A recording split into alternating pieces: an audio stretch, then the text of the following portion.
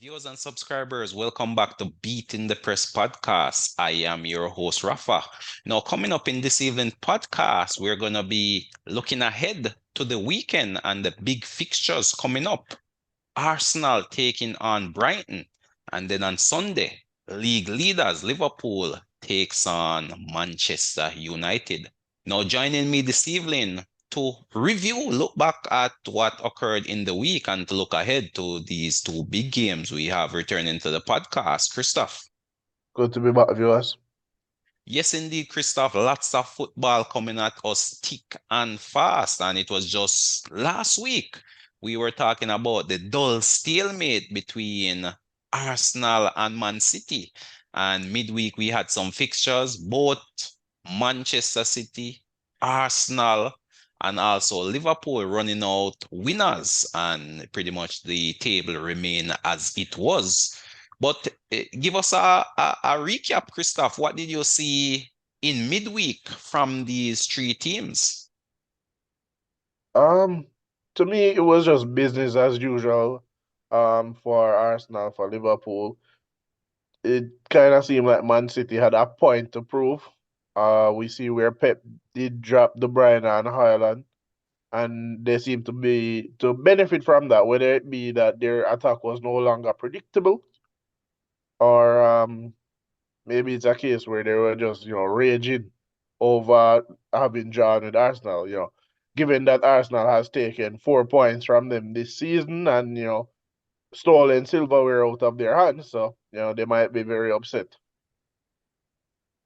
Indeed, yes, it was a good result for Man City, after that disappointing draw versus Arsenal. They did rage back, as you said, and it was quite a few eye-opening and bold decisions there from Pep, benching Kevin De Bruyne, benching Haaland, and it was Phil Foden, which found a hat-trick of goals and was the talisman for this Man City team, running away big winners over Aston Villa as it was. The Jamaican Bailey was benched for Aston Villa as well.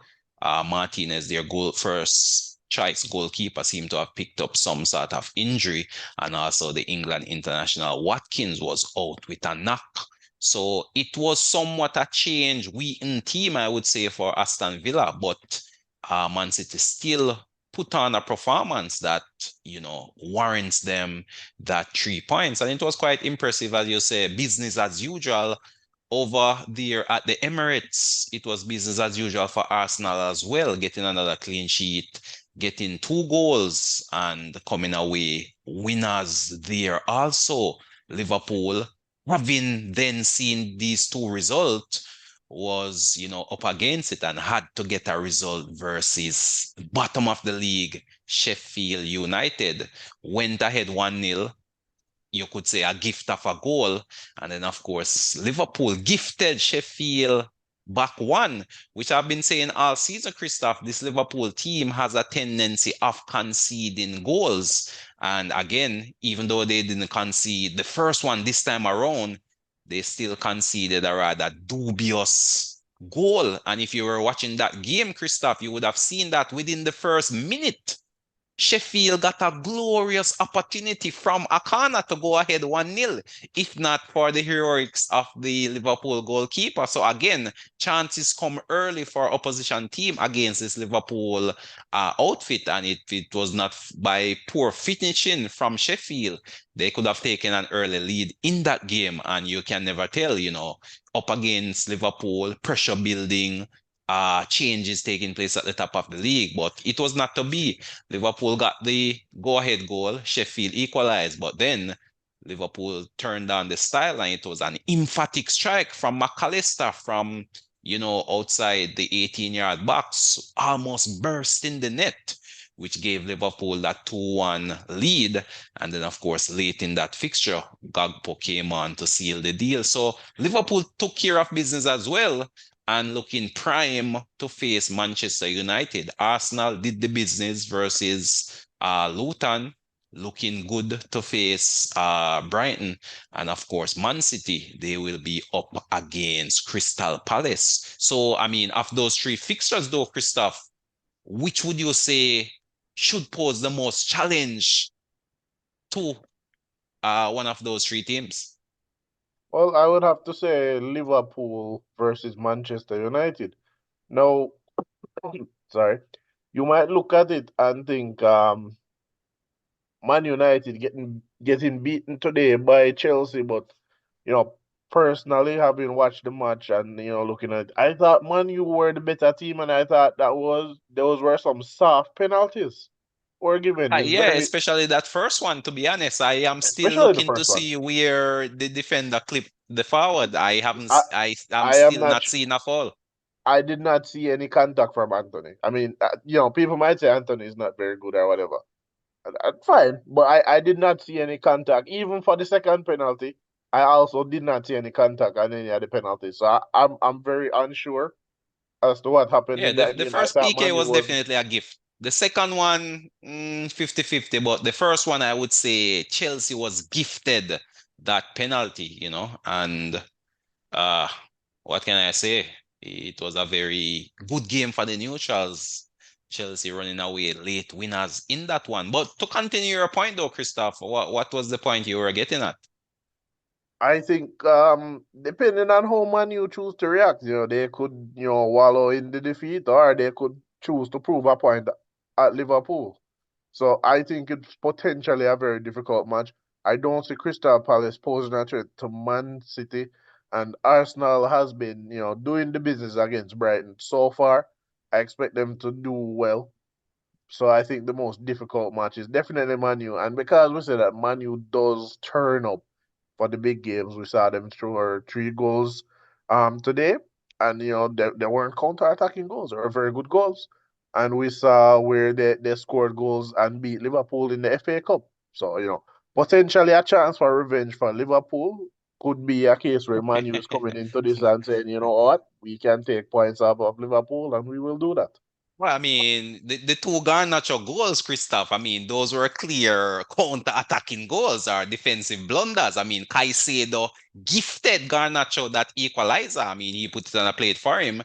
And of course, the second one from Garnacho was a breakaway goal down the right-hand side.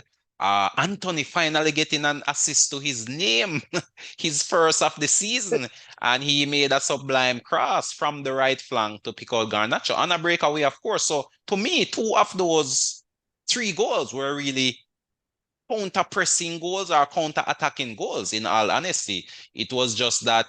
I mean, even the third goal from Bruno was a quick turnover, which led to a pass out to the left, and Dala cross for Bruno to head in. So I would classify those goals as counter-attacking, which were the two from Garnacho, and the third you could say is like a transitional goal before the defense gets to set, so to speak. So that should be what Liverpool need to guard against, in all honesty. If Liverpool are able to set up a decent defensive block, then it's hard for Manchester United to play through that block. But it's oftentimes when Liverpool pushes forward, leaving space in behind, and with the pace of the Manchester United players, that's when they look most susceptible. But I don't expect anything much to change from Klopp. It's just our case of trying to cut down on the number of counter-attacking chances that Manchester United get. But Liverpool will go into Old Trafford looking to dominate possession, looking to press Manchester United. And this time around, we'll be looking to put away the numerous chances which they created versus the same Manchester United team in the FA Cup. So once Liverpool is able to execute and be more clinical in front of goal, I see this one as another 3 points in the bag.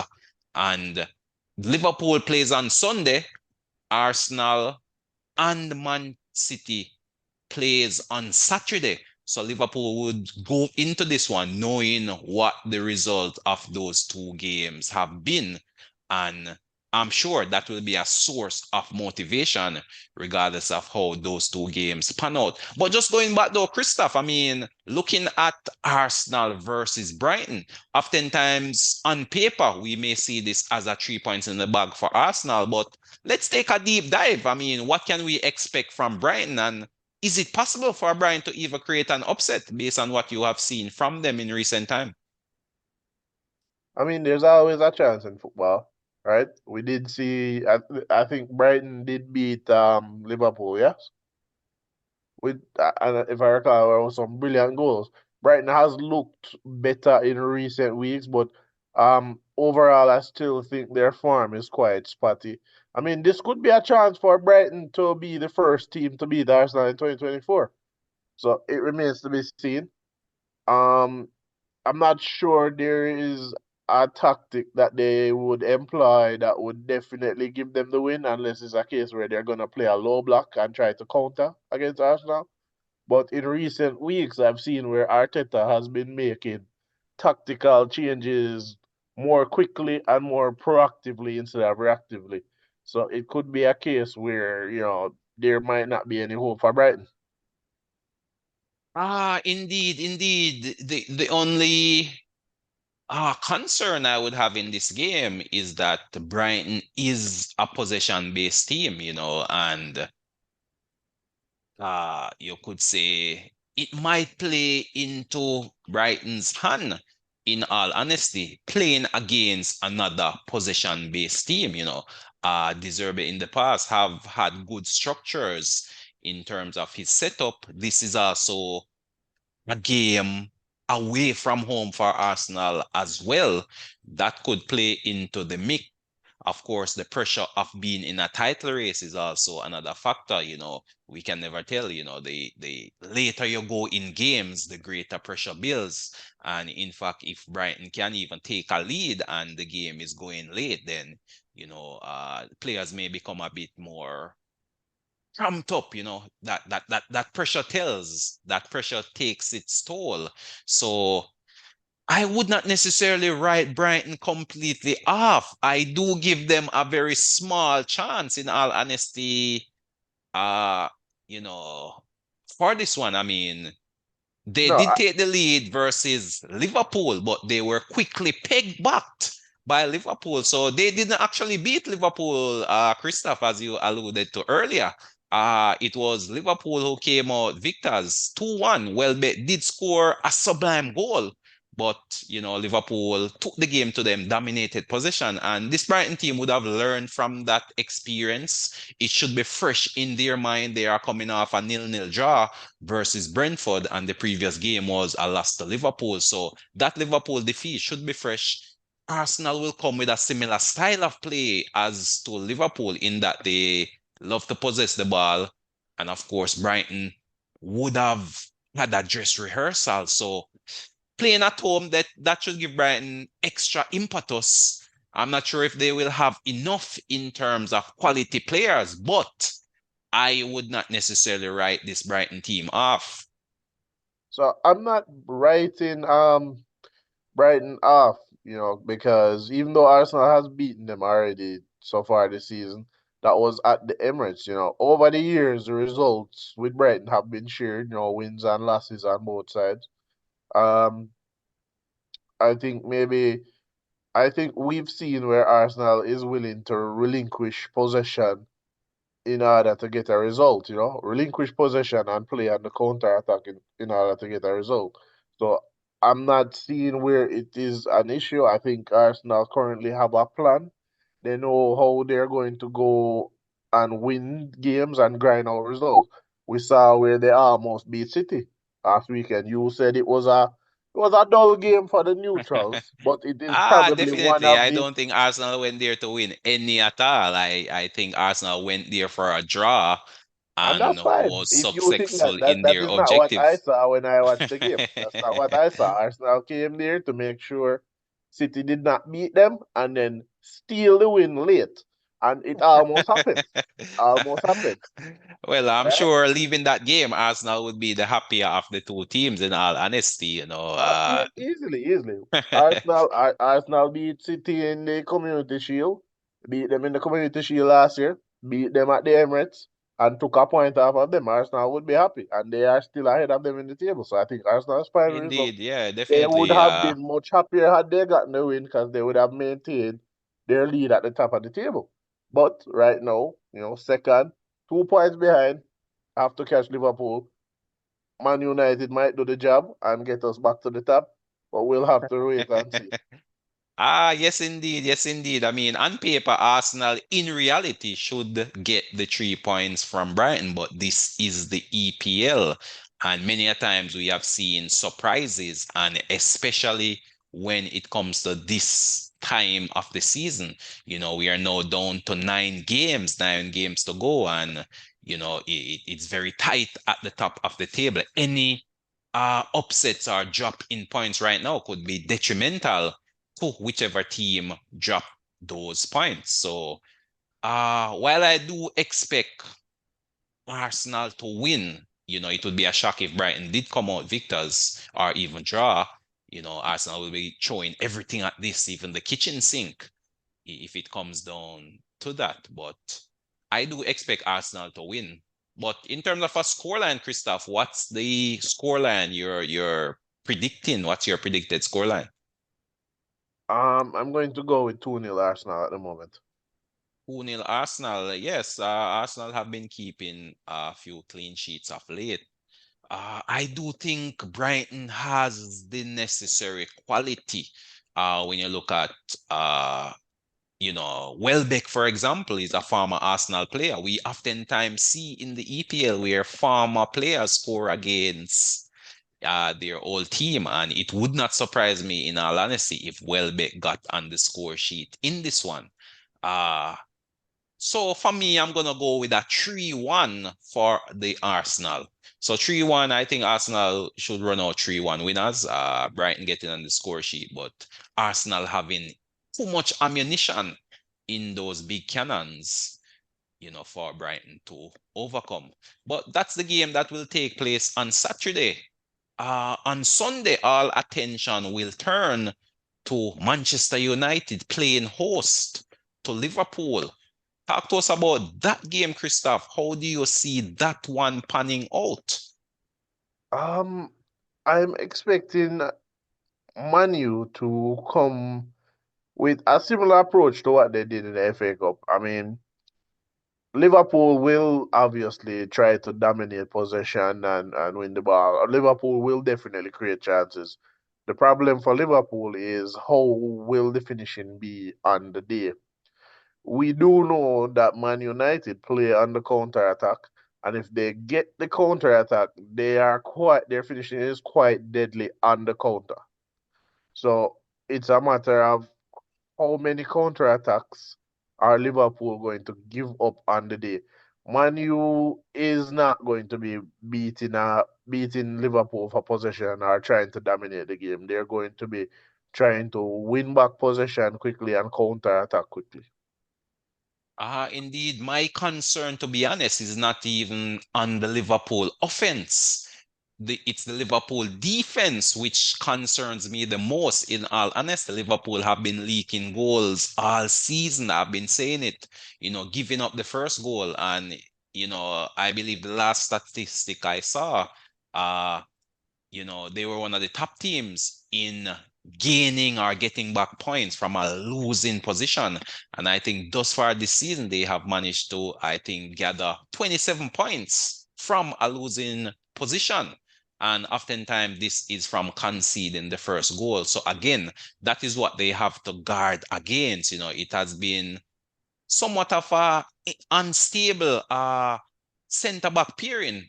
The only stability right there is Van Dijk. Alisson is now out injured, and there has been a lot of rotation between Kanate and Kwanzaa. So again, Kanate played today. I expect Kwanzaa to rotate in versus Manchester United. Same thing with the wing backs. Lots of injury, not much consistency in terms of personnel. Bradley have been playing well since the injury to Trent. And of course, Robertson is just coming back from an injury as well. So your guess is as good as mine as to who will start versus Manchester United. Gomez has been filling in, but again, it's you have a right footer playing on the left hand side of your defense. It is not ideal, and teams have been exploiting that, you Mm, know. I would So, not say that. well, I it think does take away, it does two things, Christoph. It takes away from the attacking threat down the left, and it it takes away also, from the attacking threat, but it makes you more defensively sound against I'm inside not sure. forwards. No, I don't Players that believe are so. cutting inside, they Not won't at have a good all, not time. at all. I've All they seen, need, I mean, even just in the game today, look at the, City, look at Arsenal. no, I don't think Gomez is not ideal, to be honest. I'm just calling a spade a spade. He will do a job, but he's not a long-term replacement to be playing half of the season, three-quarter of the season. Facts are just facts. I mean, I hey, would love to see sometimes you Robertson back just in the need a team. chance. Sometimes you Possibly just need a Robertson chance might to shine. possibly start, and then Gomez comes on and may relieve him since he might not be throttling at full speed. That would be my call. Uh Robertson to start at the left back, Bradley right, Gomez, on the bench to either fill in for either of those fullbacks. He can play right back, he can play left back. You Would know, it not be safer to start with Gomez and then bring in Robertson? Again, I am not sure. It's up to the manager. I'm just giving you my perspective, what I would do if I was in club shoes. I would go with Robertson. Try to get that early goal, try to take a lead, and then Gomez, as you're claiming, who adds greater defensive stability, would then come in. But I'm not sure Klopp will go that route. He may just go with the fitter personnel. And as I said, I mean, Gomez have been doing the job and holding his own. But ideally, you would want a left footer playing on the left side of your defense, naturally. But so my concern, as I said, Christophe, is not with the Liverpool offense. As you clearly outlined, Liverpool will create chances. They will dominate possession. It's a matter of will they finish and can they keep Manchester United out at the other end? If they keep a clean sheet, they will win this game. Are what I should say is they have a higher chance of winning the game. However, it would not surprise me if Manchester United did score versus this Liverpool team, but Liverpool still run out victors. I think they would have learned from the FA Cup to pretty much not take this Manchester United team for granted, not take them lightly, kill them off if you get the opportunity to do so. And I don't think they're going to make the same mistake twice. I don't think Klopp will allow them to make the same mistake twice. And of course, Captain Van Dijk is in that backline as well. He definitely has to put his hand up and really take charge of this Liverpool defense. But that is where my concern lies. It's not in the offense, it's in the defense. Can they keep Manchester United quiet defensively?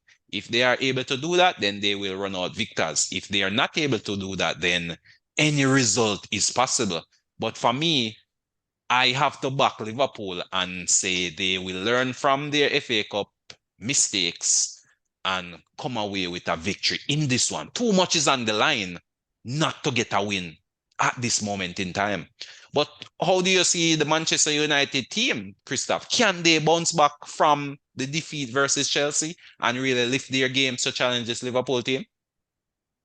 I believe so. I think the Chelsea result will drive them to be better against Liverpool, but sometimes it's a little hard to say with these crop of players. Sometimes they seem so unmotivated, and then other times, you can see where there is potential for them to be very good, but it's questionable. I want to say I think they will show up on the day and they will. This will be a very good match for the neutrals. I think United score first. I'm not sure who is going to be the winner. The reverse fixture we saw, it was a 0-0 draw at Anfield. I think this is potentially a scoring draw 2-2. Oh, so you're definitely predicting this one to end 2-2. I think it's a 2-2. I feel Liverpool is playing well. I feel Manu was hard done today. Questionable penalties. I think they won that game. I think these were strange penalties that were given. Um, I think they bounce back on the weekend, and I think they give Liverpool a fight. Indeed. I definitely have to agree with you on that predicted score. to be honest with you, I think Liverpool will come away victors in this one, and I'm looking at Liverpool 3-1. I don't believe the Liverpool defense is going to be fixed overnight, so I expect them to concede. It would not surprise me any one bit if they conceded even the first goal, but I anticipate they will rally and get a victory over this Manchester United team. So for me, I'm going to call this one Liverpool to win 3-1. But I mean, there's lots of other games taking place, Christophe.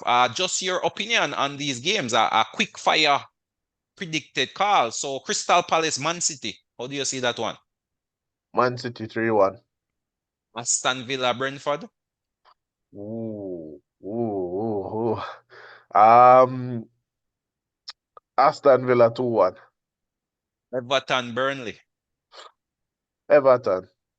Fulham, Newcastle. Fulham, Newcastle. 2-1. Luton, Bournemouth. Bournemouth 3-0. Wolves, West Ham. Oh, that's a tough one. 1-1 draw. 1-1 draw there. Sheffield, Chelsea. Chelsea 3-0. And finally, Spurs, Forest. Tottenham 3-1. Tottenham 3-1. Well, definitely lots of games coming thick and fast, viewers and subscribers. I mean, those are Christoph call for the weekend, a quick fire prediction in terms of those games. But definitely the two big games to look out for on the weekend. It's a weekend where the challengers are in action. So the games to look out for definitely Brighton versus Arsenal. And coming up on Sunday, it's the massive game. It's a derby match. Manchester United versus Liverpool. And of course, all of these results will have some serious implications in terms of the title push. I mean, it's not the end of the day if one of these teams drop points, but it will definitely leave the door open for another team to come in and really take the lead in the EPL title. 2 weeks ago, Arsenal was at the top of the table, and one draw versus Manchester City. It is now Liverpool who leads the way, 2 points over Arsenal and 3 points over Manchester City. So really all to play for in this weekend of football coming up. But Christophe, any final thoughts in terms of this weekend's football action? I think it will be an interesting weekend of football, especially because of how tight the top three is at the moment. For instance, should Liverpool and Arsenal potentially, drop 2 points or drop the 3 points and Man City win, then it's City to top of the table. So it's very interesting weekend. And I think the remaining 9 games are going to be very interesting, especially if nobody is dropping points. It's going to be a race to see, who cracks under pressure, who has, that bad day, that half day, or who succumbs to bad refereeing on the day. We'll see. Very interesting games coming up this weekend, and very interesting for the following weekends until the end of the league or until a champion is decided. Definitely. I could not agree with you more. And this weekend is really the first challenge in that run of fixtures. Liverpool is really the team on the chopping blocks this weekend. As we mentioned, Man City and Arsenal have fairly easy fixtures on paper, and one would anticipate that they should come away winners. The big question is, can Liverpool beat an arch rival in the form of Manchester United, especially playing away from home? So this weekend is really a test for Liverpool. Can they hold firm? Can they hold strong? Can they maintain their lead at the top of the table? But there you have it, viewers and subscribers. Please remember to subscribe if you haven't subscribed as yet. And of course, leave your comments. Let us know who you think will win the title and what do you think the results will be this weekend? But just like to thank Christophe again for coming through and sharing his thoughts and his perspectives. But until next time, this is Rafa signing off.